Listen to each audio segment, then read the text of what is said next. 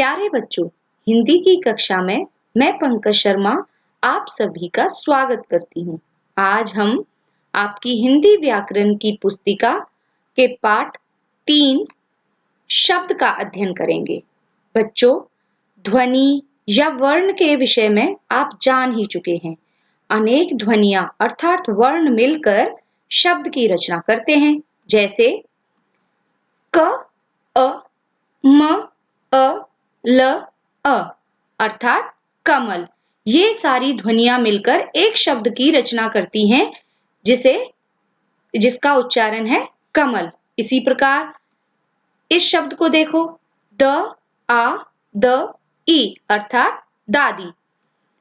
तो बच्चों, शब्द किसे कहते हैं?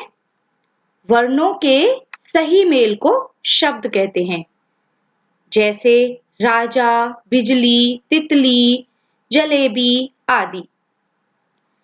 बच्चों, अर्थ के आधार पर शब्द के 2 भेद होते हैं। नंबर 1 सार्थक शब्द, नंबर 2 निरर्थक शब्द। अब हम बात करते हैं सार्थक शब्दों की। सार्थक यानी कि अर्थ के साथ। जी हाँ, ऐसे शब्द जिनका अर्थ निकलता है वे सार्थक शब्द कहलाते हैं। तो सार्थक शब्द किन्हें कहते हैं?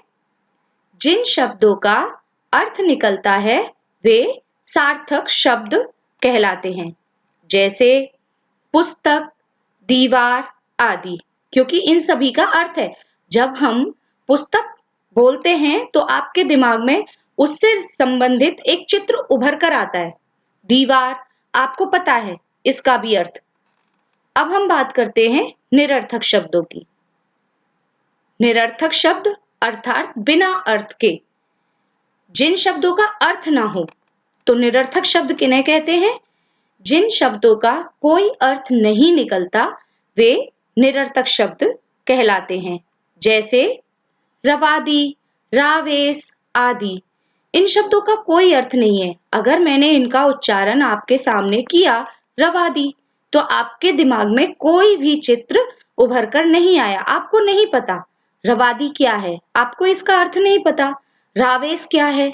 तो ये हमारे निरर्थक शब्द हैं। वास्तव में निरर्थक शब्द कुछ होते ही नहीं है, क्योंकि शब्द वो हैं जिनका अर्थ निकलता है। आशा है आपको समझ में आ गया होगा।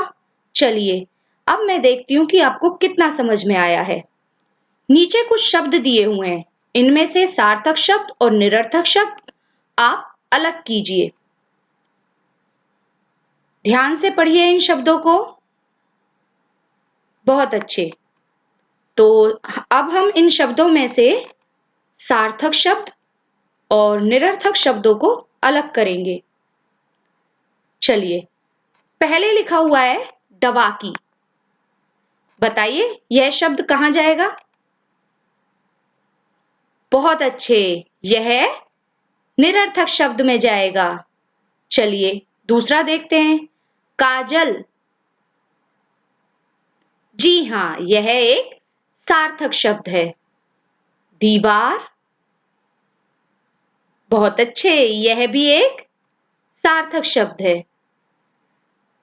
अब देखिए नकीमन। बहुत अच्छे, यह निरर्थक शब्द है।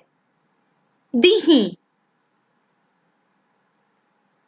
जी हाँ, यह भी निरर्थक शब्द ही है। अब देखिए पौधा। बहुत अच्छे बच्चों, यह एक सार्थक शब्द है। तो आज हमने क्या सीखा?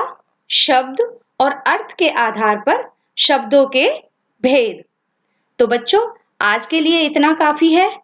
आशा है आप सभी को शब्दों का भली भांति ज्ञान हो चुका है। धन्यवाद।